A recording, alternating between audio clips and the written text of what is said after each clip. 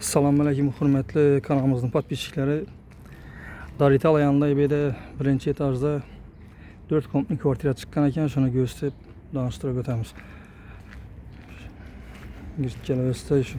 Bu taraftan gelseniz de Darital taraftan gelen taraf. Bağlı'da yine taza kurulan öğlen yanında şöyle. Birinci etajda 4 komutli kvartira çıkan. Girip gelebilirse müstehkem demir işlerine koyulgan, işlerine acayip çok iyi demir işlerine koyulgan. Girip gelirseniz koridor, doğru verseniz yine koridor, girip gelirseniz koridor yine. Remonttan çıkıp durdu, emir remonttan çıkıp tayar halını durdu. Yan tarafına gelseniz zalı bu. Aynalarım almışıp, hemmesi müstehkem aynalardan üzerimizde öyle tahta aynalardan koyulgan. Bak. Adaptörleri bitirilgen yine. Remontla yine acayip edip remont edip tayar halında durdu. Doğru girip yaşayalım.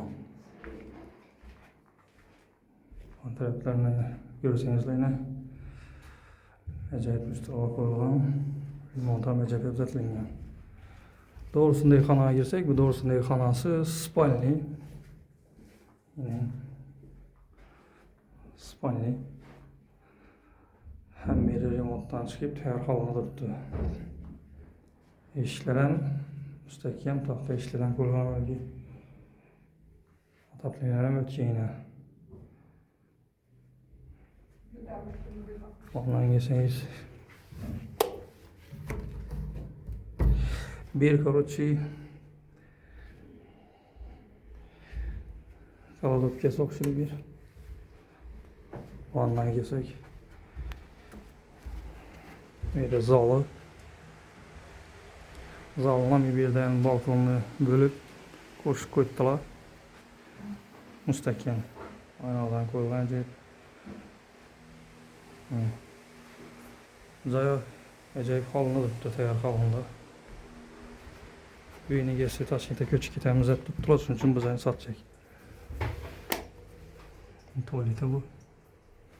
Plastikten koyulan tuvalete acayip çok ciddi kötülüğünde. Van tarafına ötsek, van tarafı kuhnyası. Kuhnyasının arka tarafında bağlanmayla doğru çıkıp bağlanmayacak. Ben de iş koyulmayla göre. Vandan çıkıp, vanda tapçan kuruyup eziyet fotoğrafısına dem alıp bir odada.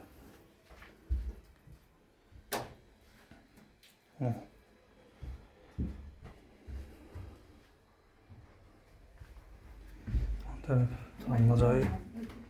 anlacağı bir yeri. Ondan sonra yine plastik rugan birine. Ecebeti plastik rugan. Jacuzzi vannalı yine acayip.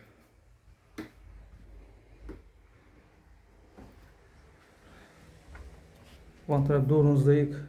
Kalalop kese havayın yapışı. Allah kalabalık kesin. Bir yerde kalalop kesegen bir yeri. Nasıl van tarafı. Bana düşürdünüz mü? Vandan bir kanası var yine bu spalni. Vanı indi bu üzerine alabilir. Spalni cayı bu yer. Yine spalnisi bu. Vanla iki göğüsse yine. Van taraf köçe tarafı birinci etaj. Vanı spalni. Hürmetli yurttaşlar, cayı bilen yine danışıp çıktı. Göğüs tüpen yerini. Puluna gelsek, pulunu 40 bin dep tuttular. Gelip öyünü gelse bilen gepeşip, gelişip alağırsılar. Şunu bilese,